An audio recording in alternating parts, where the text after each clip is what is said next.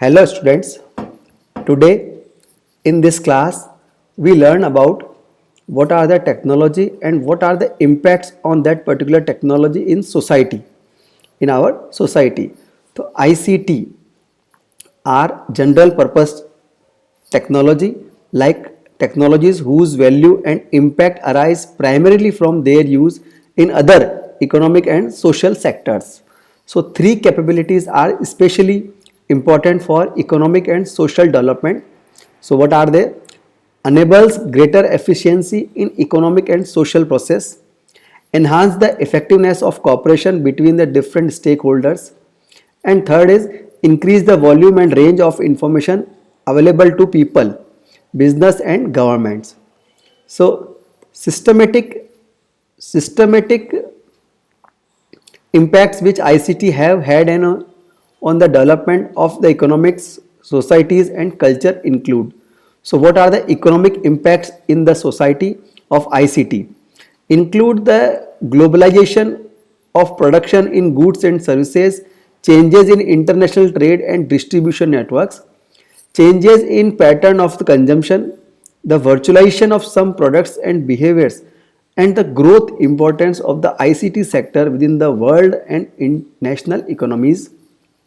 And second is social impacts include mass market access to an access enormously increased range of information resources, enhanced freedom of expression and association, new patterns of work and human settlement, changes in the relationship between government, citizen and the state, and between citizens, and associated challenges to traditional ideas of privacy and individuality. What are the economic benefits of the ICT? The impact of ICT on the economic sector has a positive multiplier effect on the business world. Some major benefits are include: first is secure transaction. Bank and similar institution could be said to be the sector that have benefited the most from latest development in ICT. Fund transfer can now be made in a matter of seconds within the locality and the most part of the world with a greater security than ever. Second is ease and availability. One doesn't need to stand in the long queues for fund withdrawal with the use of the ATM card and internet banking.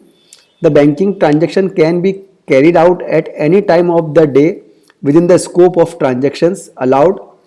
Such transaction could even include payment of bills such as electricity, water rates and etc. Very important is third one is net banking.